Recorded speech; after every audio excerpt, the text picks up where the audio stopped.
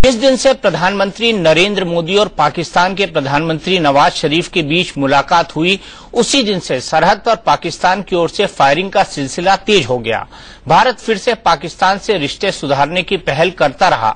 सरहद पर तल्खी के बावजूद भारत ने विदेश सचिव स्तर की बातचीत के लिए इस्लामाबाद जाने का फैसला किया, लेकिन बातचीत से ठीक एक हफ्ता पहले पाकिस्तान ने कूटनीति की लक्ष्मण रेखा पार कर दी। पाकिस्तान के हाई कमिश्नर ने अलगाववादी चरमपंथियों को बातचीत के लिए बुलाया तो भारत ने दो टूक कह दिया कि अब विदेश सचिव स्तर की बातचीत नहीं हो सकती। पाकिस्तान हाई कमिश्नर की हरकत पर बड़ी बहस का मुद्दा यह है कि पाकिस्तान चरमपंथियों से रिश्ते सुधारना चाहता है या फिर भारत से।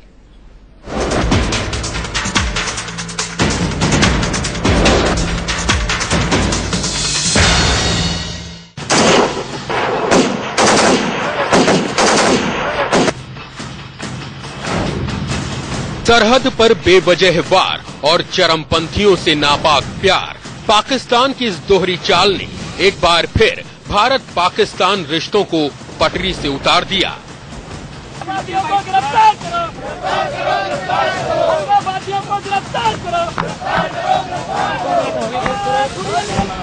भारत पाकिस्तान विदेश सचिव स्तर की बातचीत से पहले नई दिल्ली में पाकिस्तानी उच्चायोग अब्दुल बासित ने कश्मीर के अलगाववादी चरमपंथी नेताओं को दावत देकर पाकिस्तान की नापाक नियत साफ की, तो भारत ने बिना देरी किए ऐलान कर दिया कि पाकिस्तान से अब कोई बातचीत नहीं होगी। Foreign secretary Sujata Singh's visit to Islamabad for talks on 25th August stands cancelled. Islamabad में 24 और 25 अगस्त को दोनों देशों के विदेश सचिवों के बीच बातचीत पहले से तय थी। ये फैसला 27 मई को नई दिल्ली में प्रधानमंत्री नरेंद्र मोदी और पाकिस्तानी प्रधानमंत्री नवाज शरीफ की मुलाकात में हुआ था।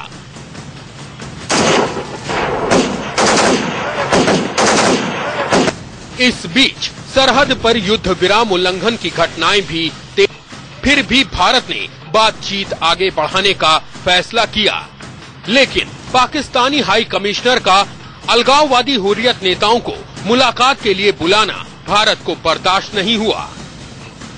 To so-called leaders of the Hurriyat by Pakistan's High Commissioner does indeed raise questions about Pakistan's sincerity and shows that its negative approaches and attempts to interfere in India's internal affairs continue unabated. दरअसल भारत के पास पाकिस्तान ने बातचीत का कोई विकल्प छोड़ा ही नहीं। सरहद पर तनाव के बाद पाकिस्तानी हाई कमिश्नर की हरकत पर विपक्ष लगातार मोदी सरकार से सवाल पूछ रहा था कि आखिर पाकिस्तान से बातचीत का मतलब क्या है। ऐसी कौन सी घटना हुई है या पाकिस्तान की तरफ से ऐसी कौन सी पहल हुई है जिससे इनका हृदय परिवर्तन हो गया है और ये अब बातचीत करने के लिए तैयार हो गए हैं। प्रधानमंत्री को रोक देना चाहिए विदेश सचिवों की मीटिंग और पाकिस्तान को इस बात पे चेतावनी दें जब तक पाकिस्तान माफी नहीं मांगे और यहाँ के दूतावास को खाली करा देना चाहिए। इस तरीके के अगर उच्चायुक्त लोग अलगाववादी आतंकवादियों से बैठ के देश में बात करेंगे, देश के कानून तोड़ेंगे, तो फिर देश कैसे चलेगा। पाकिस्तानी हाई कमिश्नर की चरमपंथियों से मुलाकात और सरहद पर लगातार पाकिस्तानी रेंजर्स की फायरिंग ने अब ये सवाल भी खड़ा कर दिया है कि आखिर पाकिस्तान में नवाज शरीफ की हैसियत क्या है। अभी 9 अगस्त को ही नवाज शरीफ ने इस बात पर खेद जताया था कि पाकिस्तान के अपने पड़ोसियों खासकर भारत से रिश्ते खराब हैं। उन्होंने रिश्ते सुधारने की ताकीद भी की थी, लेकिन हुआ क्या।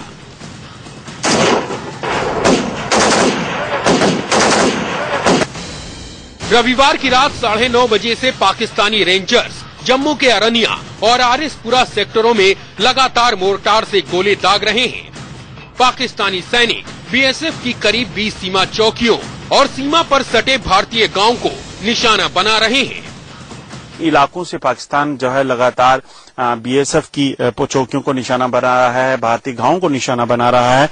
बीती रात भी पाकिस्तान की तरफ से 20 बीएसएफ की चौकियों और जो बाकी गांव हैं जो आसपास के आरएसपुरा और अरनिया सेक्टर के, वहां पर फायरिंग की गई, जिसमें एक सिविलियन जख्मी हुआ है। कुछ मवेशी जो है इसमें वो मारे गए हैं पाकिस्तान की फायरिंग में।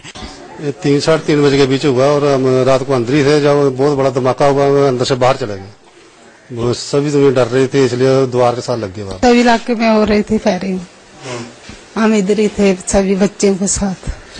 हाँ सर, कई दिनों से हम स्कूल भी नहीं जा पा रहे हैं डर की वजह से। पूरा हिंदुस्तान यही कह रहा था कि पाकिस्तान जब तक खुद नहीं सुधरता तब तक उससे रिश्ते सुधारने की कोई पहल बेमानी होगी। पाकिस्तान के हाई कमिश्नर की चरमपंथियों से मुलाकात ने भी पाकिस्तान की बदनीयती बेनकाब कर दी। अब सवाल ये है कि सरहद और कूटनीति के मोर्चे पर भारत से तलखी बढ़ाकर पाकिस्तान क्या हासिल करना चाहता है। जम्मू में अजय जांडियाल और दिल्ली में शीतल राजपूत, यतेंद्र शर्मा के साथ राकेश कुमार सिंह, इंडिया न्यूज। तो किससे रिश्ते सुधारना चाहता है पाकिस्तान, भारत से या फिर चरमपंथियों से? इसी सवाल पर बड़ी बहस होगी। विदेश सचिव स्तर की वार्ता रद्द हो चुकी है। प्रधानमंत्री नरेंद्र मोदी का यह अब तक का सबसे कड़ा संदेश है। दोस्ती की पहल भारत ने करी थी और दोस्ती की इसी पहल पर पाकिस्तान पीछे से वार करता रहा था और भारत के प्रधानमंत्री ने कहा था कि प्रॉक्सी वार पाकिस्तान कर रहा है क्योंकि सीधा हमला करने की शक्ति उसमें नहीं है। और इसी के परिणाम स्वरूप भारत ने अंततः पाकिस्तान से होने वाली सचिव स्तर की बातचीत को रद्द कर दिया है। हमारे साथ खास मेहमानों का एक पैनल यहां पर मौजूद है जो पाकिस्तान के मेहमानों से सीधे बात करेगा।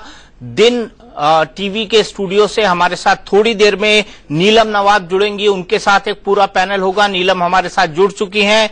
नीलम, खैर मकदम करते हैं आपका। अस्सलाम वालेकुम, कैसी हैं आप? जी दीपक, बिल्कुल ठीक, खैरियत से हैं। आप लोग बताइएगा। हम यहाँ पर डिस्कशन का आगाज करना चाह रहे हैं। क्या कहिएगा जो रीसेंट हालात नजर आ रहे हैं, आपके पैनल के क्या तासुरात हैं, ताकि हम अपने पैनल के एक्सप्रेशन भी पेश कर सकें। जी पहले मैं तारुफ करा दूं सबका। मीम अफजल साहब हैं, फॉर्मर एम्बेसडर हैं, कांग्रेस के नेशनल स्पोक्स पर्सन हैं। डॉक्टर संबित पात्रा हैं, बीजेपी के नेशनल स्पोक्स पर्सन हैं। लेफ्टिनेंट जनरल रिटायर्ड राज खाद्यान है, farmer deputy chief of army staff हैं। कमोडोर रंजीत रॉय हैं, डिफेंस के एक्सपर्ट हैं। लेकिन सबसे पहले नीलम, मैं आपसे जानना चाहता हूं, ये पाकिस्तान ने क्या किया, ऐसी हरकत की कि विदेश सचिव स्तर की बातचीत रद्द हो गई? मैं आपके सवाल का जवाब दिलवाना चाहूंगी। हमारे जो गेस्ट पैनल है यहाँ पर, मैं आपको भी इंट्रोडक्शन करवा दूं। हमारे साथ ज्वाइन कर रहे हैं यहाँ पर राइट हैंड साइड पर मौजूद हैं दिन न्यूज के एंकर पर्सन पीजे मीर और उनके साथ तशरीफ फरमा है जनरल रिटायर्ड नसीर अख्तर साहब। और फिर मेरे राइट हैंड साइड पर है दिन मीडिया ग्रुप के चेयरमैन महमूद सादिक साहब और हमारे दिन मीडिया एंकर जनाब डॉक्टर सईद इलाही साहब। जी महमूद सादिक साहब, आपने दीपक साहब का सवाल सुना है, उनकी जानिब से पूछा जा रहा है कि जो ये रीसेंट एक्ट किया गया है इसकी क्या वजूहात है? देखिए, वो किस रीसेंट एक्ट को रेफर कर रहे हैं। पाकिस्तान तो हमेशा दोस्ती का हाथ बढ़ा रहा है। नहीं, बिल्कुल रीसेंट एक्ट ये था कि हुर्रियत नेताओं से मुलाकात क्यों की पाकिस्तान के हाई कमिश्नर ने। हमारी तरफ से कोई जारियत नहीं है, हम तो खुद दहशतगर्दी का शिकार हैं और कोशिश कर रहे हैं कि अपने मुल्क के अंदर से दहशतगर्दी खत्म करें और इसके लिए खत्ते के जितने ममालिक हैं हम तो उन्हें साथ लेके चलने की कोशिश कर रहे हैं। जी दीपक, आपने हमारा जवाब सुना। हम चाहेंगे कि जनरल साहब भी आपके सवाल का जवाब दे सके। जनरल साहब, दीपक साहब पूछना चाह रहे हैं कि ये पाकिस्तान की जानिब से ऐसा क्यों किया गया, क्या कहिएगा? देखें जी, पाकिस्तान की तरफ से ये ठीक ठाक किया गया। ये कोई ऐसा प्रॉब्लम नहीं है जो इंडिया पाकिस्तान के साथ वाबस्ता हो। ये प्रॉब्लम हम वैसे ही हर चीज को प्रॉब्लम बना देते हैं। इसके ऊपर बातचीत हो सकती है, वाइट फ्लैग मीटिंग्स हो सकती हैं और आप आगे चल सकते हैं। या जो अभी आप आज़ाद कश्मीर की बात करेंगे, नकियाल सेक्टर में मैंने भी वहाँ बड़ा अरसा रहा हूँ और कमांड किया है। और उसके अलावा जो दूसरा आप सियालकोट सेक्टर की बात कर रहे हैं, वे सब रिजॉल्व हो सकते हैं और हमें कोशिश करनी चाहिए कि प्रॉब्लम सारे रिजॉल्व हों और अल्टीमेटली कश्मीर का जो मसला है उसको हम सामने से लें, फ्रंटली उसको डिस्कस करें, फ्रंटली उनके साथ बातचीत हो। दीपक, जैसा कि आपने सुना, हमारे पैनल का कहना है कि पाकिस्तान की जानिब से गुडविल गेस्चर जो है वो दिया जा रहा है मुस्तकिल तौर पर। हमने इसी के तहत अपने आपके सोल्जर को भी रिहा किया गया डीएसएफ के। तो क्या वजह है कि आपकी जानिब से हर अच्छे कदम का वो खैर मकदम नहीं किया जाता वो जो कि वो डिजर्व करता है? नीलम, मैं सबसे पहले आपका ध्यान फायरिंग, क्रॉस बॉर्डर जो फायरिंग हो रही है, लगातार पाकिस्तान सीज फायर का वायलेशन कर रहा है, लगातार इस तरह की घटनाएं बढ़ रही हैं। हाल ही में जो पाकिस्तान के हाई कमिश्नर वो आज हुर्रियत के लीडर से मिल रहे थे। बताइए, सेपरेटिस्ट लीडर से मिलने की क्या जरूरत है? अगर बलूचिस्तान के नेताओं को इस्लामाबाद में इंडियन हाई कमिश्नर दावत पर बुलाएंगे तब क्या होगा?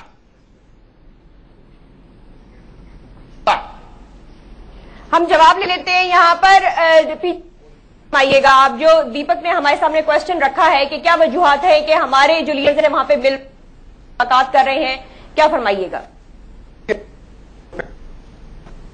सेपरेटिस्ट वो मांगते हैं प्लेबिसाइट, वो सेपरेटिस्ट नहीं है। इंटरनेशनली आप देखें वो सेपरेट मांगते हैं। तो इंडियन गवर्नमेंट कहेगी कि ये क्यों मिल रहे हैं। आप दोनों फराकीन से आप बात करते हो, जब आप दोनों हो तब आप किसी नतीजे पे पहुंचते हो। आप ये तो नहीं करोगे कि नहीं वेदर इट इज इंडिया। मैं हमेशा एडवोकेट रहा हूं कि जब इंडियन गवर्नमेंट हो या पाकिस्तान गवर्नमेंट हो, वो कश्मीरीज को in Indian Kashmir and Pakistan Kashmir, ये दोनों साइड्स के कश्मीर करें, because that is what was going on during, जिस तरह के इन्होंने भी जनरल साहब ने बात की, जनरल मुशर्रफ के वक्त में यही चीज हो रही थी और शुरू हो। जब आप इसको रोक, फिर क्या होता है? टेम्पर्स पाकिस्तान से भी बढ़ते हैं और मारा कौन जाता है? आम आदमी हिंदुस्तान पाकिस्तान का। जी दीपक, क्या क्यों कश्मीर को इग्नोर किया जाता है?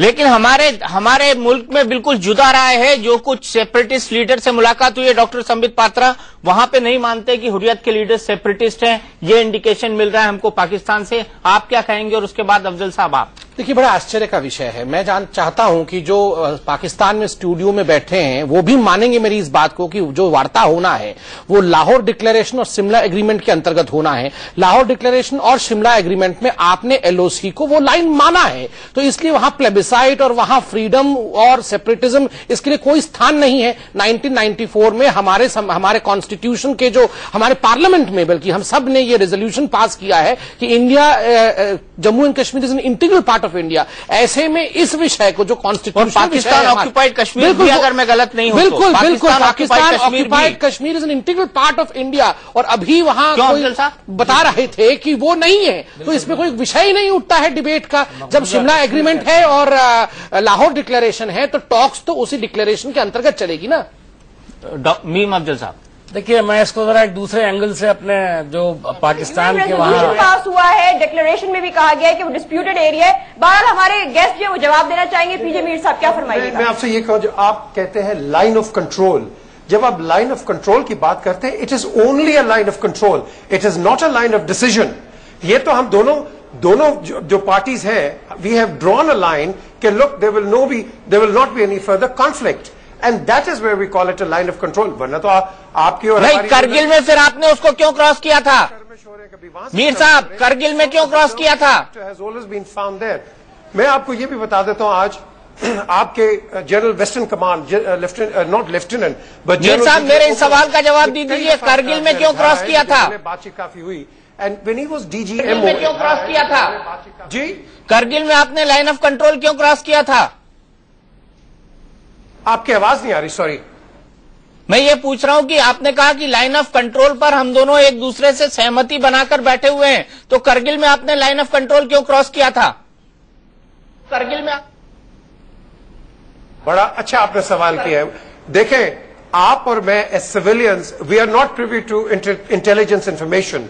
ये तो आप अपनी फौज से पूछें और हम अपनी फौज से पूछें, भाई ये किसने क्या कहां गलती की। हम तो यहां तबसरे करेंगे, आप भी तबसरे करेंगे, आप कहेंगे नहीं जी पाकिस्तान ने किया, हम कहेंगे हिंदुस्तान ने किया।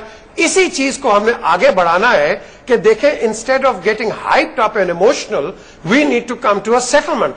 और सेटलमेंट आपकी कौन करेगी? आपकी लोकसभा करेगी, हमारी पार्लियामेंट करेगी, आपके जो नेगोशिएटर्स हैं, हमारे नेगोशिएटर्स हैं। इस तरह हमने जाना है, वरना ये जो कॉन्वर्सेशन है, आप भी इमोशनली करेंगे, हम भी इमोशनली करेंगे। So where do we end up? हमने दोनों ने मिलकर तो ये देखना है कि देखो कितने लोग मारे गए हैं, कितने कश्मीरी मारे गए हैं, कितने लोग वैसे इनोसेंट मारे गए हैं। Do we need to continue on those lines? Berlin की वॉल टूट गई है, आप देख लें कि उसके बाद क्या क्या चीजें दुनिया के अंदर नहीं हुई हैं। हम अभी तक फंसे हुए इस आप कह लें इस चौराहे के अंदर। This is the question we need to resolve. मैं एक लाइन कहना चाहता हूं। देखिए, the perpetrators of the crime should never cry hoarse. जिनके कारण से परपिट्रेशन हो रहा है, क्राइम हो रहा है, लोग मारे। This is the question we need to resolve.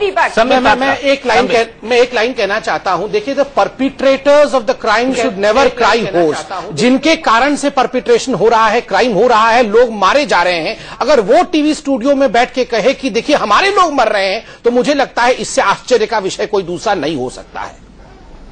इससे आश्चर्य का मीर साहब क्या जवाब देंगे? कि कश्मीरीज को टेलीविजन पे आने दें, कश्मीरीज को अखबार में आने दें। मीर वाइस से मेरी मोरलेस हफ्ते में 1-2 दफा बात होती है। वो कहते हैं जी कई दफा हमारे वीजे रोक लेते हैं, हमें आने नहीं देते हैं। अब देखें ना, आपकी बात बिल्कुल सही है।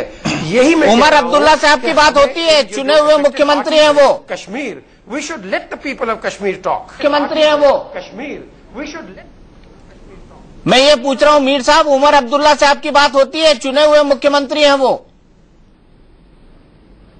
मुख्यमंत्री हैं वो। What I am going to talk to you is about Kashmir. What I am going to talk to you. Problem है अभी।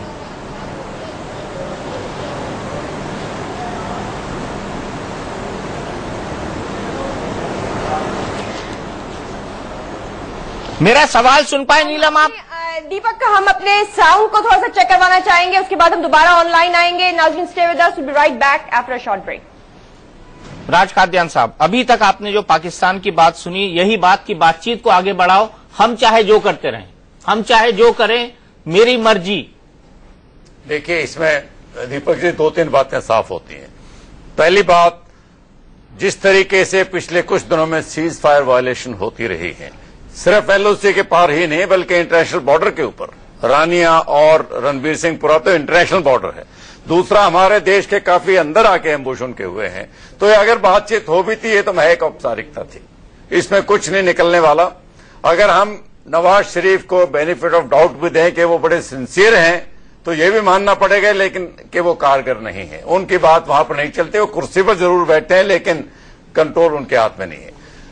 दूसरी बात जो है, जो उनके हाई कमिश्नर ने जो एक्शन लिया है, ये तो सरासर हमारे अंदरूनी मामलात में दखलंदाजी है, इसमें कोई शक नहीं है। वो अपने डिप्लोमेटिक प्रिविलेजेस जो एक देश दूसरे को देता है, उनका दुरुपयोग कर रहे हैं। उनको कल साफ संकेत दिया गया था कि ये पाकिस्तान पर इसका असर पड़ सकता है, बूमरैंग हो सकता है। उन्होंने हिंट नहीं लिया। अगर अभी भी वो और लोगों से मिलने की कोशिश करते हैं तो उनको मार्चिंग ऑर्डर मिलना चाहिए, इसमें कोई शक नहीं है। कोई देश अपने अंदरूनी मामलात में दूसरे देश के बर्दाश्त नहीं करेगा। जितने टॉलरेंस और लार्ज हार्टेडनेस हिंदुस्तान ने दिखाई है पाकिस्तान से रिश्ते नॉर्मल करने की, वो मेरे ख्याल से दुनिया में कोई और उदाहरण नहीं मिल सकता। कोई उदाहरण नहीं मिल सकता। हम रुकेंगे एक ब्रेक के लिए। ब्रेक के बाद फिर से दिन टीवी लाहौर से जुड़ेंगे लाइव, क्योंकि भारत और पाकिस्तान का ऐसा अनोखा शो आपको देश के किसी भी टीवी चैनल पर देखने को नहीं मिलेगा। उस दिन जब भारत और पाकिस्तान के विदेश सचिव की वार्ता रद्द हो चुकी है और पाकिस्तान से हम मांग रहे हैं उन सब सवालों के जवाब जो अभी तक वो देने से बचता रहा है।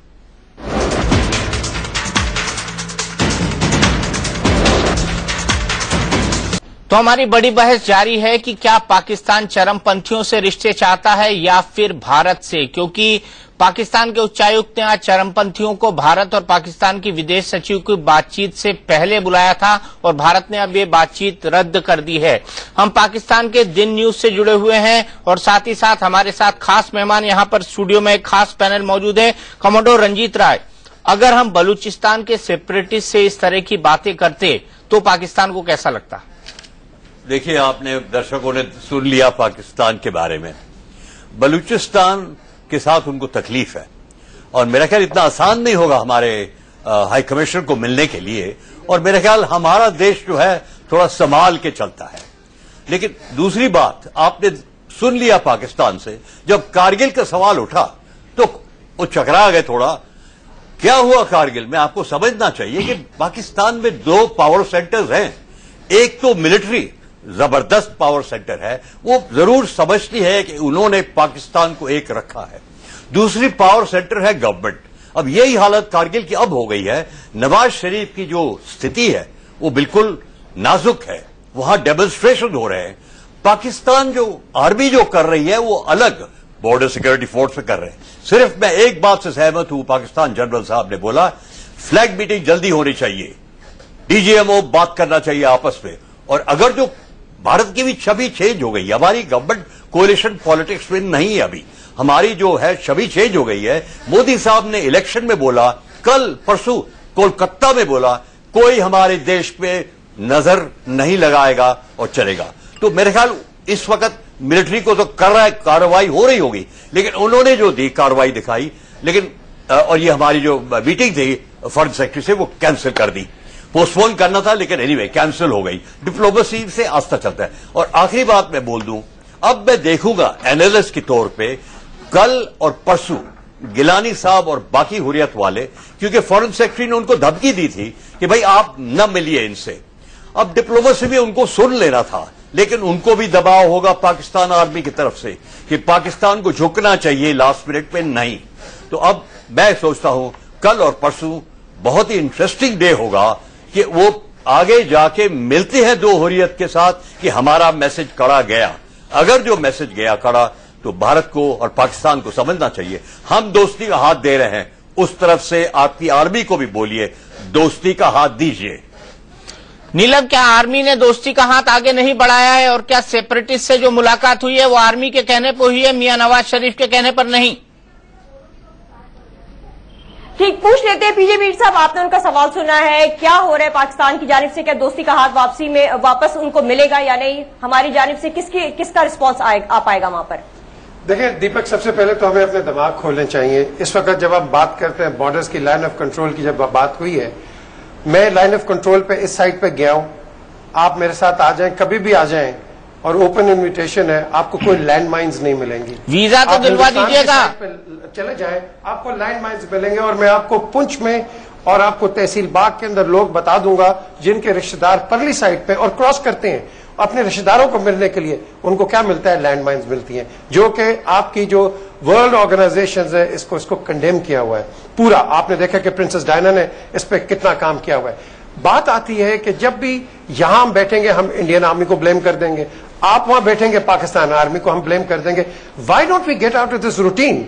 आई थिंक ये टाइम आ गया कि 47 से अब 2014 पे वो कॉमास, फुल स्टॉप्स और वो जो आप हाइफन्स पे हम फंसे हुए दोनों, I think we need to get out of this and we have to move on कि अब वी मस्ट एक्सेप्ट के लोग India is India, Pakistan is Pakistan, दोनों सुपर पावर्स हैं।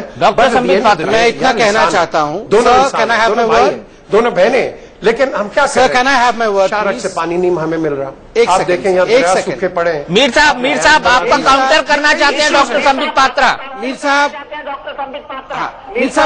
मीर साहब आपने अभी कहा कि वो कॉमा, फुल स्टॉप, हाइफन्स क्यों नहीं हटाते हैं, वो हम हिस्ट्री में बार बार क्यों चले जाते हैं, क्यों एक नया रिश्ता नहीं शुरू करते हैं? तो मीर साहब मैं याद दिलाना चाहूंगा, हर बार हम चाहते हैं कि कोई कॉमा नहीं रहे, कोई फुल स्टॉप नहीं रहे, बस हम गले मिले। मगर जब भी हम बस लेके लाहौर जाते हैं, बदले में क्या मिलता है? बदले में ठीक उसके कुछ दिनों के अंदर करगिल युद्ध मिलता है। ये बार बार होता रहा है, जब भी हम दोस्ती का हाथ बढ़ाते हैं हमें 26/11 मिलता है। ये बैक स्टैबिंग जब तक बंद नहीं होगा तब तक ये कॉमा, फुल स्टॉप, हाइफन्स कैसे हटेगा? और मुझे लगता है ये संभव इसलिए नहीं हो पा रहा है क्योंकि बहुत सही कहा गया है, Pakistan is not only a failed state, it is also a flailing state. अर्थात फ्लेल अर्थात जब सर ऑर्डर करता है तो हाथ पांव सर के ऑर्डर के हिसाब से काम नहीं कर रहा है, वहां ऑर्डर कौन कर रहा है? दुख के साथ मुझे कहना पड़ेगा शायद आपके स्टूडियो में बैठे जितने एक्सपर्ट हैं वो भी नहीं कह पाएंगे। स्टेट ये यहाँ पर मैं आपसे ऑब्जेक्ट करना चाहूंगी। डॉक्टर इलाही साहब, आपने गुफ्तगू सुनी हमारे इंडिया के गेस्ट पैनल की, क्या फरमाइएगा? देखिए, इन्होंने जो बात कही है कि जी पावर सेंटर किसके पास है, तो ये वाज़ेह तौर पे हम इनको बताते चलें कि पावर सेंटर हुकूमत के पास मौजूद है। प्राइम मिनिस्टर जो हैं वो फुल अथॉरिटी के साथ, अपनी मेजॉरिटी के साथ अपने हुक्म पे अमल दरामद करवा रहे हैं। और दूसरी बात इन्होंने जो लाइन की है कि जब हम जाते हैं तो झगड़ा होता है, जवाबी कार्रवाई पाकिस्तान करता है। मैं इनको याद करा दूं कि 2-2.5 साल पहले Pakistani army chief general Kayani ने जब ये ऑफर की थी कि सियाचिन को डीमिलिटराइज कर दें, तो वहां के आर्मी चीफ और इंडियन आर्मी ने उस पर रेफ्यूज कर दिया और भारतीय हुकूमत को आगे बढ़ने से रोक दिया। तो जो दिफाई इकदाम हैं, अगर उसमें पाकिस्तान की फौज अपने राय देती है तो भारतीय फौज भी उसी तरह मौसर तरीके से अपनी हुकूमत को राय देती है। तो इसलिए अगर यह कहा जाए कि ये पाकिस्तानी फौज इंटरफेयर कर रही है तो ये बात गलत होगी। दोनों मुल्कों की फौज के अपने व्यूज हैं, अपनी फिलॉसफी है, अपनी स्ट्रेटेजी है। तो अगर पाकिस्तान ने डीमिलिटराइज करने की बात की, उन्होंने ना कर दी, जैसे पीजे मीर साहब ने कहा और महमूद साहब ने ये बात की कि देखें ये सब बातें वो हैं जो पिछली बातें हैं। अब नई सुबह, अगला बाब, दोस्ती का बाब, दुनिया पूरी में अगर आप पिछली बात करेंगे तो वो हमारी तारीख का हिस्सा है। गलतियां अगर उन्होंने की है तो हमने भी की हैं, गलतियां हुई हैं तो आज इस नतीजे पे पहुंचे हैं। लेकिन मैं एक बात बताता चलूं, जब उन्होंने अवाम की बात की तो पाकिस्तान के अवाम ने नवाज शरीफ को इसलिए वोट दिया कि उसने भारत से अमन की बात की, भारत से तजारत की बात की, और उन्होंने कहा कि मुझे जो वोट मिला है उसमें बड़ी वजह लोगों ने मुझे मैंडेट दिया है कि मैं भारत से ताल्लुकात ठीक करूं, अपने हमसाये के साथ नॉर्मल ताल्लुकात रखूं। तो इससे हमारे पब्लिक की जो सेंटिमेंट है कि मुझे जो वोट मिला है उसमें बड़ी वजह लोगों ने मुझे मैंडेट दिया है कि मैं भारत से ताल्लुकात ठीक करूं, अपने हमसाये के साथ नॉर्मल ताल्लुकात रखूं। तो इससे हमारे पब्लिक की जो सेंटिमेंट है, जो उनकी ख्वाहिश है, उसका इजहार हुआ है और बहुत बड़ी अक्सरियत नवाज शरीफ साहब को मिली है, क्योंकि लोग ये चाहते हैं कि उनकी मौजूदगी में अमन कायम हो, क्योंकि वो अमन कायम कर सकते हैं। उसकी मिसाल उन्होंने 99 में दी और अब भी दी। तो मैं समझता हूं कि अवाम और फौज जो है उनमें से दोनों को सेग्रीगेट करना, हुकूमत को तीसरी पार्टी करार देना, ये मुनासिब नहीं है। पूरी कौम जब बात करती है तो इकट्ठी होती है। नहीं तो जनाब ये बताइए कारगिल कैसे हो गया था? नीलम, सरहद पार दोस्तों कहूंगा कि अगर ये फौजों का मामला होता तो वो लड़ रही होती। नीलम, इस बात का जवाब दीजिए, फिर कारगिल कैसे हो गया था? आने चाहिए, लेकिन उसके लिए भारत के जो अवाम है उनको भी उन लोगों को वोट देना होगा जो पाकिस्तान से अमन और दोस्ती चाहते हैं। अमन और दोस्ती चाहते हो। जी दीपक, क्या फरमाइएगा? नहीं नीलम, 9 अगस्त को खुद नवाज शरीफ ने कहा था कि हमको इस बात का रिग्रेट है कि हम भारत से अच्छे रिश्ते नहीं बना पाए। उन्होंने खेद जताया था इस बात को। तो नवाज शरीफ को तो पता है कि उनके रहते हुए 99 में और अभी भी वो भारत से अच्छे रिश्ते नहीं बना रहे हैं, और वो खुद कारण भी जानते हैं। तो खुद मियां नवाज शरीफ ऐसा कह रहे हैं और वो उसके कारण भी जानते हैं। इस पर आप क्या कहेंगी? लेकिन दीपक, ये तो सब जानते हैं कि नवाज शरीफ साहब डे 1 से ट्रेड रिलेशंस की बात कर रहे हैं। अब हमारी तरफ से मुस्तकिल दोस्ती का हाथ बढ़ाया जा रहा है। फिर हम सब ने ये भी देखा है कि आपके जो प्राइम मिनिस्टर है नरेंद्र मोदी, वो जब जाते हैं विजिट करने कश्मीर तो वहां पर उनकी जानिब से बड़ी हार्ड स्टेटमेंट दी गई है। तो इसमें आपको तजाद नजर नहीं आ रहा? मीम अफजल साहब, देखिए नीलम जी, आपके तमाम पैनलिस्ट को मैं एक खास बात बताना चाहता हूं और उसकी जानकारी आपके यहाँ पाकिस्तान में भी सबको और हिंदुस्तान में भी सबको है। जब मोदी जी पावर में आए और प्रधानमंत्री बने तो उन्होंने पहला फैसला ये किया कि सार्क ममालिक को बुलाया, और खास तौर पर हमारा कहना यह था कि उन्होंने पाकिस्तान को बुलाने के बहाने पूरे सार्क को इनवाइट किया है। ये हमारा इल्जाम था उनके ऊपर। जबकि 2 साल पहले जरदारी साहब की और मनमोहन सिंह की मुलाकात में एक बात हमने बिल्कुल साफ कह दी थी कि talks and terror can not go together, यानी जो दहशतगर्दी का अमल जो है वो और बातचीत दोनों साथ नहीं चल सकते। इस पर आपको कोई सहमति होगी तभी उसके बाद बातचीत करेंगे, और इसलिए बातचीत नहीं हो रही थी। लेकिन मोदी साहब ने यहां पर एक बड़ा फैसला लिया। हमने उनके ऊपर काफी तनकीद भी की, उनका बल्कि मजाक भी उड़ाया। मैं कहूंगा खुलकर के ये बात कि उन्होंने पाकिस्तान से अपने रिश्ते संवारने की जो कोशिश की है उसका अच्छी तरह से अध्ययन, यानी कि उसका बहुत गहराई से जायजा नहीं लिया है। और उनको यह भी अंदाजा नहीं है कि हिंदुस्तान और पाकिस्तान के दरमियान रिश्तों की कड़वाहट का क्या आलम है और कहां कहां पर हम एक दूसरे के साथ शिकायत रखते हैं। यहां हमारे कोई भाई अभी कह रहे थे कि हमें माजी को भूलना चाहिए। अगर माजी को भूलना चाहिए तो कश्मीर के इशू को भी आप भूल जाइए, नई दोस्ती शुरू कीजिए और नए माहौल के अंदर बात कीजिए। मैं एक बात पूछना चाहता हूं, ये सेक्रेटरी लेवल टॉक हो रही थी, रमजान का महीना था, आपके यहां हमेशा यहाँ एम्बेसी के अंदर दावत होती है और उसमें बहुत से हुर्रियत के, कश्मीर के और हिंदुस्तान के बहुत से लीडर्स आते हैं और उस मौके पर भी बातचीत होती है। आपने वो मौका नहीं चुना। आपने बिल्कुल जब सेक्रेटरी लेवल टॉक सर पर थी, 25 को हो रही थी, तो आज ये बातचीत क्यों हुई? मैं नहीं मानता हूं कि पाकिस्तान के एम्बेसडर साहब का ये फैसला है, ये फैसला आपकी सरकार का है। अब आपकी सरकार पर क्या दबाव है? अभी आपने नवाज शरीफ साहब के बारे में कहा, मैं बिल्कुल नहीं कहूंगा कि वो आजाद नहीं है, उनके ऊपर कोई पाबंदियां हैं। मैं मानता हूं बहुत आजाद हैं। उन्होंने खुद कहा कि हम रिश्ते बनाने में और दोस्ती को कायम रखने में वो अपना रोल अदा नहीं कर सके। उन्होंने खुद एक तरह से अपनी गलती को माना। अगर वो दुरुस्त करना चाहते थे, इधर से भी यही मैसेज गया था। लेकिन हमें यकीन था कि आपके यहां से बराबर जिस तरह से सीज फायर का वायलेशन होता रहा है, हमारे यहाँ ये खबरें छपती रही हैं, आपके यहाँ भी उस तरह की खबरें छपती रहती हैं। और आमिर साहब ने सही कहा, हम आप पर इल्जाम लगाएंगे, आप हम पर। लेकिन हकीकत ये सरकार तो जानती है ना कि इल्जाम ठीक है या गलत है। तो हमारा ये कहना है कि सेक्रेटरी लेवल टॉक से पहले जो एक एजेंडा तय हुआ था, क्या उस एजेंडे को तय करते वक्त आपने ये बात भारत के सामने रखी थी कि हम लोग हुर्रियत के लीडरों से बात करेंगे और उनके मामला हम आपसे बात करेंगे? जवाब ले लेते हैं नीलम से। नीलम साहब, आपके सवाल का जवाब देना चाहेंगे? जी जनरल साहब। मैं जी इनको बताना चाह रहा हूं कि हम आप लोगों की बड़ी इज्जत करते हैं, आपकी तरफ देखते हैं, आपको आगे लेकर जाने की कोशिश करते हैं। ये अभी कश्मीर का जो प्रॉब्लम है, आपको पता होना चाहिए कि परवेज मुशर्रफ साहब ने कश्मीर का प्रॉब्लम पेश किया था, मगर वो हमें रिट्रेस करना पड़ा अपने स्टेप्स। उसकी वजह ये थी कि मोदी साहब चेयर पर आ गए एंड वी थॉट के वक्त लगेगा। मगर इतना होल्ड है पाकिस्तान कम्युनिटी का। मैं अजमेर शरीफ गया और अजमेर शरीफ में हमने देखा कि वो जो उनकी जो लेडीज थी, बच्चियां थी स्कूल की, वो हर वक्त नवाज शरीफ की बात कर रहे थे, क्योंकि नवाज शरीफ उस वक्त प्राइम मिनिस्टर थे और प्राइम मिनिस्टर से उतर गए थे। और उन्होंने कहा कि sir, we love Mian Nawaz Sharif, we like to have him around us and he is our friend. तो ये आप देखें कि ये इंडियन लेडीज ने, ये इनका जो पब्लिक स्कूल है अजमेर शरीफ में, वहां इन्होंने मुझे कहा ये बातचीत। तो आप देखें कि हम आपके साथ हर चीज करने को तैयार हैं। हम बैठ जाएं, फैसले कर लें। मेरी मोदी साहब को भी मैसेज हमने दिया था कि जनाब हम आगे बढ़ना चाह रहे हैं।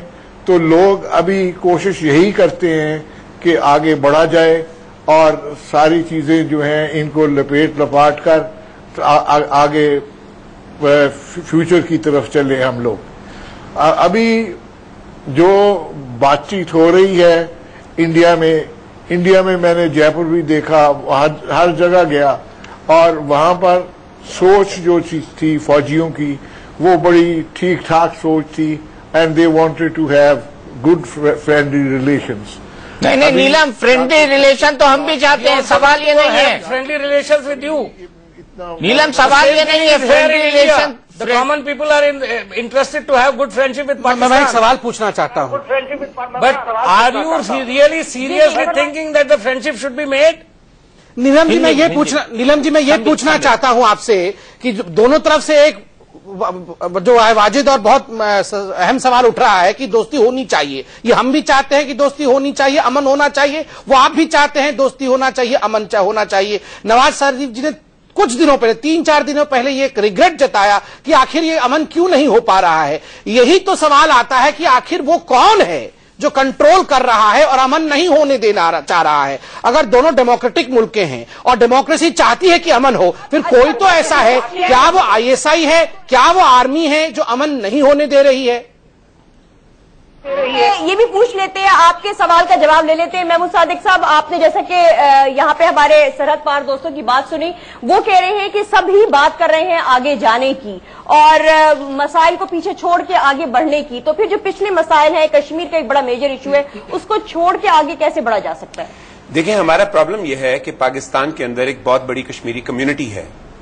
वो कम्युनिटी गवर्नमेंट पे मुसलसल एक प्रेशर डालती है कि उनके मसाइल को हल करने के लिए गवर्नमेंट कुछ करे। इंडिया में भी एक बहुत बड़ी कश्मीरी कम्युनिटी है अगर पाकिस्तान और इंडिया की गवर्नमेंट्स मिलके उन दोनों कम्युनिटीज को एक दूसरे को मिलने के कम से कम एक्सेस दिलवा दें, वहां के बॉर्डर्स उन लोगों के लिए खोल दें, तो ना पाकिस्तान की गवर्नमेंट पे प्रेशर आएगा, ना इंडिया की गवर्नमेंट पे प्रेशर आएगा और हालात बेहतरी की तरफ जाएंगे। जो हम दोस्ती की बात कर रहे हैं वो हम अक्रॉस द बॉर्डर कर रहे हैं, जहां पॉलिटिकली भी हम एक दूसरे को अंडरस्टैंड करें, इकोनॉमिकली भी अंडरस्टैंड करें। जैसा मैंने पहले भी कहा था, इंडिया दुनिया का दूसरा बड़ा मुल्क है, दूसरी बड़ी पॉपुलेशन है और पाकिस्तान चौथी बड़ी पॉपुलेशन बनने जा रहा है। हम फेल होना भी अफोर्ड नहीं करते, ना इंडियंस हमें फेल होना अफोर्ड करते हैं, ना हमें इंडिया फेल होना अफोर्ड होता है, क्योंकि एक दूसरे के साथ बहरहाल रहना है। हम अपने बॉर्डर्स को चेंज नहीं कर सकते, हम नेबर्स को चेंज नहीं कर सकते। जब एक जगह रहना है तो पढ़े लिखे समझदार लोगों को, खास तौर पर जो मीडिया के लोग हैं, इन्हें चाहिए कि एक दूसरे से ताल्लुकात बेहतर करवाने के लिए कोई अमली इकदाम भी करें। सिर्फ तलखी की गुफ्तगू करने से मसाइल हल नहीं होंगे। एक डॉक्टर सईद इलाही साहब, जो हमारे मेहमान ने बात की थी कि ये तीसरे हाथ की उन्होंने बात की और उसमें वो ISI और CIA और हमारे यहाँ से रॉ का कहा गया, तो ये जो थर्ड फैक्टर है ये इस हवाले से क्या कहेंगे? मैंने कहा कुछ होती है जो सस्पिशंस होती हैं। पहली बात तो उन्होंने खुद ही मान ली कि नवाज शरीफ साहब ने कहा जी हमसे गलती हुई, हम ये काम ना कर सके। इसका मतलब ये नवाज शरीफ की बड़ाई है, उसकी अजमत है कि वो कह रहा है कि हाँ गलतियां हुई हैं। तो क्या हमारे सरहद पार के हुक्मरानों ने और दोस्तों ने ये बात मानी है, या वो सिर्फ ये मान रहे हैं कि नवाज शरीफ ने गलती की, हमने मान ली? अब गलती उस तरफ भी मानी जानी चाहिए। पहली बात, जब आप सुलह करते हैं, दोस्ती इंडिया की तरफ से क्या गलती हुई है बताइए? गलतियां हमारे यहाँ कौन सा नॉन स्टेट प्लेयर है जो काम कर रहा है जैसे आप क्या करते हैं और आपकी सरकार ने बार बार बात कर रहे हैं बलूचिस्तान की, कश्मीर की। तो जैसे महमूद साहब ने कहा कि कश्मीर का मसला ये है कि पाकिस्तानी कश्मीरी और हिंदुस्तान में रहने वाले कश्मीरी आपस में बटे हुए हैं।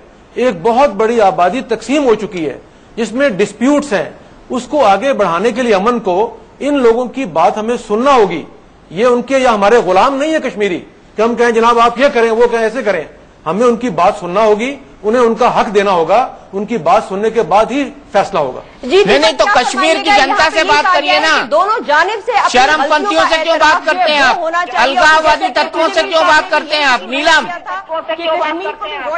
नीलम मेरा बड़ा सीधा सवाल है, अगर भारत का हाई कमिश्नर बलूचिस्तान के सेपरेटिस्ट से, अलगाववादियों से बात करेगा तो पाकिस्तान को कैसा लगेगा? क्या इजाजत होगी? और क्या इजाजत होगी उसकी फॉरेन ऑफिस से? जी डॉक्टर सईद इलाही साहब, देखिए मैंने पहले गुजारिश की है कि बलूचिस्तान का कश्मीर से कोई तकाबली जायजा नहीं है। कश्मीर और बलूचिस्तान में फर्क ये है कि बलूचिस्तान पाकिस्तान का हिस्सा है तो कश्मीर भारत का हिस्सा है, में नहीं रहता। ये तकसीम नहीं हुई वहां पे एक छोटी सी मूवमेंट है जो भारत में 18 सूबों में है, वही बलूचिस्तान में है। लेकिन कश्मीर का मसला ये है कि कश्मीरी पाकिस्तान में भी लाखों रह रहे हैं और लाखों भारत में रहे हैं। तो ये हमारा दोनों का मसला है, इसलिए हम उसमें हुर्रियत कॉन्फ्रेंस हो, पाकिस्तानी लीडर हो, हमारी डिप्लोमेटिक कोर हो, इंडियन डिप्लोमेटिक कोर हो, इंडियन लीडर्स हो, उन्होंने मिलजुल कर ये मामला तय करना है क्योंकि ये कॉमन इश्यू है। इसलिए इसे बलूचिस्तान से जोड़ना किसी तरह भी मुनासिब नहीं है। जी राज कादियान जी, काउंटर राज कादियान, फिर डॉक्टर संबित पात्रा। राज कादियान, देखिए कश्मीर उसी तरीके से हिंदुस्तान का हिस्सा है जिस तरीके से बलूचिस्तान को पाकिस्तान का हिस्सा मानते हैं। वो तो 25 अक्टूबर 1947 को ही तय हो गया था जबकि कश्मीर के राजा हरि सिंह ने एक्सेशन साइन कर दिया था। वो तो बात उसी वक्त, अगर उसमें कहीं गड़बड़ है तो वो 37% उस हिस्से पर है जिस पर पाकिस्तान कब्जा किए बैठा हुआ है, उसको छोड़ना चाहिए। दूसरी बात, इन्होंने सियाचिन की बात की, ये कह के कि तारीख में नहीं जाना चाहिए, खुद तारीख में जाते हैं। कैनी साहब ने सुझाव दिया था कि सियाचिन को डिमिलिटराइज कर लो। सियाचिन तो कश्मीर का हिस्सा है। आप 700 किलोमीटर लंबी सीज फायर लाइन को या LOC को छोड़ के एक हिस्से पे क्यों गए? साफ जाहिर है क्योंकि वो वहां पर हमारी सेनाओं ने बड़ी मुश्किल, बड़ी मशक्कत और कुर्बानी के साथ हाइट पर कब्जा किया था, जिसको आप वापस नहीं ले पा रहे हैं तो आप चाहते हैं कि उसको हम छोड़ दें। हम तो वहां 84 में गए थे, उससे पहले पाकिस्तान वाले माउंटेनिंग एक्सपेडिशन के बहाने वहां लोग लाने लगे थे। नक्शे में भी सियाचिन को पाकिस्तान का हिस्सा दिखाने लगे थे। दुर्भाग्य से अमेरिकन मैप से भी वही हुआ था। वो तो हमने बड़ी मेहनत से ली है। अगर आपको समझौता करा तो आप एक सियाचिन के खिलाफ पुंछ की बात करेंगे, फिर उड़ी की बात करेंगे, कश्मीर की बात करो, हम तैयार हैं उसके लिए, वो अलग बात है। लेकिन आप एक सियाचिन को नहीं पिकअप कर सकते। अगली बात मैं ये बोलना चाहता हूं कि अगर रिश्ते सुधरते हैं तो इसमें फायदा पाकिस्तान का ज्यादा है, हिंदुस्तान का। हिंदुस्तान बड़ा देश है, उसके पास और बहुत साधन है। उसके लिए पाकिस्तान तो एक छोटा सा नेबर है, और भी 6-7 हमारे नेबर हैं। पाकिस्तान आज के दिन उधार लेके दुनिया से पैसे पर अपने आप को सस्टेन कर रहा है, तो ये फायदा तो उनको है, ट्रेड बढ़ेगा, उनका होगा। जो लोग ये रिश्ते सुधरना नहीं चाहते वो तो बड़े शॉर्ट साइटेडनेस अपनी डिस्प्ले कर रहे हैं। मैं एक देखिए, मैं ना वो जो एग्रीमेंट है जुल्फिकर अली भुट्टो और इंदिरा गांधी जी के बीच में शिमला में साइन हुआ था, उसके टेक्स्ट को लेकर बैठा हूं। क्यों आज ये कॉल ऑफ कर रहे हैं हम टॉक, मुझे लगता है बिल्कुल फिट हो रहा है टेक्स्ट में, that the 2 countries are resolve to settle the differences by peaceful means through bilateral negotiations और by any other peaceful means mutually agreed upon between them pending the final settlement of any of the problems between the 2 countries. Neither side shall unilaterally alter the situation and both shall prevent the organization's assistance or encouragement of any acts detrimental to the maintenance of peace and harmonious relationship. ये आपका clause था। आपने हुर्रियत के leaders को, आपने separatist को बुला के उन ऑर्गेनाइजेशंस को बढ़ावा दिया है जो शिमला एग्रीमेंट के अंतर्गत आपने ही साइन किया था कि हम बढ़ावा नहीं देंगे। दूसरा महत्वपूर्ण विषय आपने अभी बहुत वाजिब पॉइंट उठाया कि नवाज शरीफ खुद कह रहे हैं कि हमसे गलती हो रही है, मगर आपको मैं ध्यान आकर्षित करना चाहूंगा कि जब लाहौर डिक्लेरेशन हुआ, जब लाहौर हम बस लेके अटल बिहारी वाजपेयी जी गए थे, उसके बाद कारगिल हुआ। कारगिल के सब कह रहे हैं कि हमसे गलती हो रही है, मगर आपको मैं ध्यान आकर्षित करना चाहूंगा कि जब लाहौर डिक्लेरेशन हुआ, जब लाहौर हम बस लेके अटल बिहारी वाजपेयी जी गए थे, उसके बाद कारगिल हुआ। कारगिल के समय नवाज शरीफ ही थे। जब उनसे पूछा गया कि कारगिल कैसे हो गया, तो उनका कहना था मुझे भी पता नहीं, मुशर्रफ साहब पीछे से ये कारगिल का पूरा विषय कर गए थे। तो जब प्रधानमंत्री को खुद पता नहीं है कि पीछे से कारगिल जैसे इतना बड़ा विषय हो गया और वो उससे बिल्कुल मशरूफ है, तो मुझे लगता है कि आज भी स्थिति शायद वैसी ही होगी। या आप बताइए हमें कैसे बदल गई स्थिति? नीलम, वेरीफाइड करवाना पड़ेगा स्टेटमेंट के हवाले से प्राइम मिनिस्टर की। पीजे मीर साहब क्या फरमाइएगा, आपने उनकी बात सुनी? देखिए, यही जो अभी आपने पहले बात की थी कि ये तलखियां, ये आप माजी को भूल जाएं और फिर कश्मीर को भी भूल जाएं। देखिए, मैं बात कर रहा हूं तलखियों को भूल जाएं, कश्मीर को नहीं भूल सकते, ना आप ना हम। हमने इस पे किसी न किसी नतीजे पे पहुंचना है। हम यहाँ बात करते हैं, अभी जनरल साहब बात कर रहे थे एक्सेशन की कि कलात ये हुआ, वो ये बलोचिस्तान। तो मैं बात करता हूं, हम इस पे जाएंगे फिर हम यहां से शोर करेंगे। भाई, एक्सेशन के पेपर्स तो नवाब जूनागढ़ ने पाकिस्तान को दे दिए थे। ये जब सर शाहनवाज भुट्टो जब दीवान थे, वो लेके आए थे, कायदे आजम को दिया। कहां गया जूनागढ़ स्टेट? वो तो अभी भी हिंदुस्तान में। I think we have to move on, we have to actually move on and change our mindsets. Prime minister, आपको मैं बता दूं, ये टेलीविजन पे पाकिस्तान और यहां भी प्राइम मिनिस्टर मोदी ने गोली नहीं खानी, ना ही प्राइम मिनिस्टर नवाज शरीफ ने गोली खानी है। ये गोली खानी है एक आम आदमी ने, जो मरता है। किसके लिए मरता है? अपने रहने के लिए, जीने के लिए। हमने इसकी जान की हिफाजत करनी है दोनों साइड्स पे। सुन लो, अगर हम सुन लेंगे बात तो आगे चलेंगे। फिर हम बात करते हैं कि भाई ये इसको छोड़ दो, ये कर दो। 1957 में पंडित जवाहरलाल नेहरू, आप कहीं भी पढ़ लें, 57 तक प्लेबिसाइट की बात हो रही थी। यूनाइटेड नेशंस भी प्लेबिसाइट की बात करता है, आप जितने भी आर्टिकल्स देख लो। Forget all of that, let's move on. एक ही तरीके से हम मूव ऑन करेंगे कि आप और मैं यहां बैठ के एक अच्छा पॉजिटिव मैसेज दें, और वो मैसेज अगर देंगे तो क्या होगा? नहीं मीर साहब, पॉजिटिव मैसेज कैसे दे जब सब कुछ नेगेटिव है? क्यों नहीं होता? ये इसलिए नहीं होता कि एक इंफॉर्मेशन जब हमारा यहाँ प्राइम मिनिस्टर देता है, उसको शायद एक आपका जो हॉक है वहां, वो उसको डिस्टॉर्ट कर देता है। वहां का जो देता है हमारा हॉक उसको डिस्टॉर्ट कर देता है। आई थिंक इस चीज को हमें रिमूव करना चाहिए। जॉइंट इंटेलिजेंस शेयरिंग, जो हमेशा कहता हूं, ये होनी चाहिए। और अगर मैं समझता हूं कि कोई तल्ख स्टेटमेंट, मैं अपने लिए कहता हूं, मेरे यहां से अगर जाती है तो आपके स्पोक्समैन या फॉरेन ऑफिस को चाहिए इसको कंफर्म कर ले। ये होता है कि फिर जो डेवलपिंग स्टोरी होती है वो नीचे बैठ जाती है, वरना आप और मैं हम ये डिस्कशन करते रहेंगे। मैं एक और बात जो आपके हमारे गेस्ट ने मेंशन की कि हुर्रियत पसंदों को और सेपरेटिस्ट को शामिल कर लिया गया, जब वो रीड कर रहे थे, डॉक्टर सईद इलाही साहब कुछ कहना चाह रहे थे। जी अच्छा जी, इसमें बार बार बात हो रही है, मैंने कहा मुकाबला किया जा रहा है बलूचिस्तान का।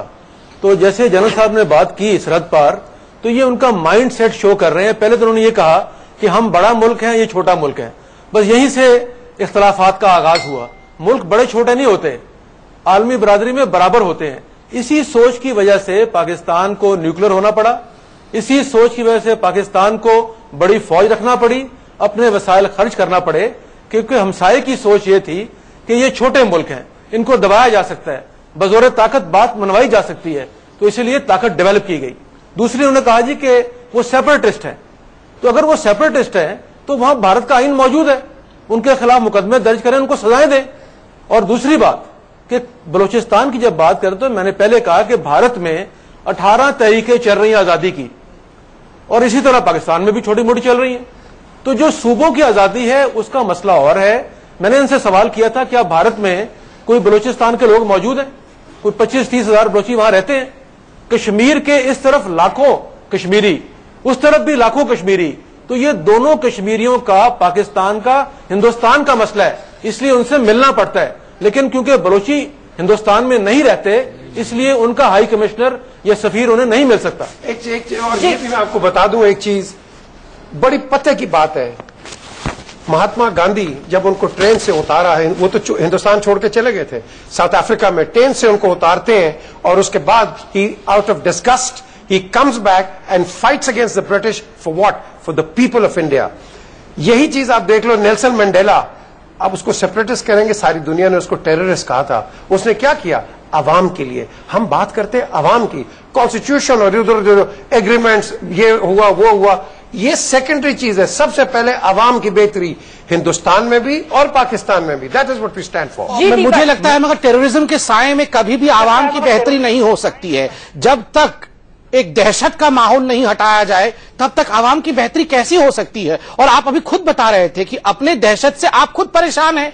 अगर दहशत से आप खुद ही परेशान हैं, और अभी आपने एक बहुत पते की बात कही, ना तो नवाज शरीफ गोली खाएंगे और ना हिंदुस्तान के प्रधानमंत्री गोली खाएंगे, मगर दुख का बात है कि ऐसा ही होना चाहिए, किसी को गोली लगनी नहीं चाहिए, मगर history does not agree with this. आप देखिए किस प्रकार से बहुत सारे पाकिस्तान के जो मुल्क के अध्यक्ष हैं, जो प्राइम मिनिस्टर्स हैं, उनको किस तरह से बुच्चरी के साथ मार दिया गया है। हमें बहुत अफसोस हुआ जब बेनजीर भुट्टो इस दुनिया से चली गई हैं। तो मुझे लगता है आप खुद, पूरे नेशन जो है पाकिस्तान, वो कहीं ना कहीं दहशतगर्दी के अंतर्गत है, उसे खत्म करने की आवश्यकता है, तभी आवाम सही से रह सकेगी। बिल्कुल, तभी आवाम सही से रह सकेगी। और ये भी बात है कि हाफिज सईद जैसे लोग अभी भी खुले घूम रहे हैं पाकिस्तान के अंदर, ये भी एक बड़ा विषय है कि आखिरकार मुंबई में जो हमला हुआ था उसके परपिट्रेटर्स को अभी तक, उसके षड्यंत्रकारियों को अभी तक सजा क्यों नहीं दे पाया है पाकिस्तान। ये भी एक बड़ी बहस का मुद्दा है, और ये भी भारत और पाकिस्तान के सचिव स्तर की बातचीत में उठने वाला मुद्दा था। साहब तो प्रूव नहीं हो पाए, अदालतों में उनका केस गया, वहां पे वो प्रूव नहीं हो पाए। हमारे पास टाइम खत्म हो गया है। जनरल साहब जो है वो कुछ कहना चाह रहे थे। जी, मैं ये कहना चाह रहा था, मैं कलकत्ता भी गया, मैं चेन्नई भी गया, बॉम्बे भी गया और पूना भी गया। ये स्ट्रेच था मेरा ट्रैवल का वहां पर। कादन साहब आपके क्लोजिंग। और वहां से मैंने देखा कि हर आदमी जो था प्रो पाकिस्तान था। हुर्रियत कॉन्फ्रेंस के लोग मुझे मिले, उनसे बातचीत हुई, कश्मीर की बातचीत हुई, उनके लड़कों से मुलाकात हुई, और वो सब लोग जो इतने इमोशनल थे, चार्ज हुए थे, मुझे उन्होंने पंचगनी जाने से पहले रोक लिया और फिर मुझे जाने दिया, और फिर वापस मेरे साथ आए, और वहां पर मैंने फिर मुसलमानों के कॉलेजेस, आप शुरू कर सकते हैं, उनमें विजिट किया। भाई तो बिल्कुल सहमत है जो जनरल बोल रहे हैं। इसकी अवाम, आपकी अवाम हमारे साथ दोस्ती चाहती है, लेकिन अपनी आर्मी को समझाइए। ये जो शेलिंग हो रही है, आर्मी जो हाफिज सईद को ट्रेन किया, मैं नेवी का हूं, जो मुंबई में हुआ। और आखिरी बात मैं जरा पूछूं, एक्शन दिखाइए, मीठी मीठी बात से नहीं होगा। अब जब हमारे फॉरेन सेक्रेटरी ने इतला दी आपके एम्बेसडर को कि आप हुर्रियत से न मिलिए, अरे आजकल के टेलीफोन लाइंस इतने तगड़े हैं, 2 मिनट में उन्होंने राय ली होगी। हर फॉरेन सर्विस अपने हेडक्वार्टर से राय लेता है।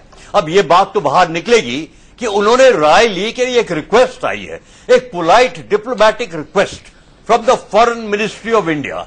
बिल्कुल आप आगे बढ़ते, कहते भाई आज मत मिलो, हम टॉक्स के बाद मिलेंगे, पर आपने ऐसी सिचुएशन क्रिएट कर दी कि हमारे टॉक्स भी कैंसिल हो गए। तो थोड़ा एक्शन दीजिए, बात से नहीं दोस्ती बनेगी। नहीं, मैं सिर्फ यही कहूंगा, जो पैनलिस्ट के जज्बात हैं, हम उनकी कदर करते हैं। हमने तो पहले भी दोस्ती का हाथ बढ़ाया, अभी भी बढ़ा रहे, लेकिन आप जब बात करते हो तो गन की साए में करना चाहते हो, वो मुमकिन नहीं है। या तो आप गन का इस्तेमाल करो या बातचीत करो। चलिए इसी नोट पर इस बड़ी बहस को हम खत्म करते हैं। उम्मीद करते हैं कि ये बड़ी बहस आपको पसंद आई होगी, क्योंकि एक नायाब बहस थी। इससे भारत और पाकिस्तान के दोनों के स्टूडियो जुड़े हुए थे, और जब भी भारत और पाकिस्तान के रिश्तों में उतार चढ़ाव होगा, हम इसी अनूठी पहल के साथ दिन के स्टूडियो से लाहौर से जुड़ेंगे। नीलम, आपका और आपके तमाम पैनलिस्ट का बहुत बहुत शुक्रिया। हम इस्तकबाल करते हैं आप सबका।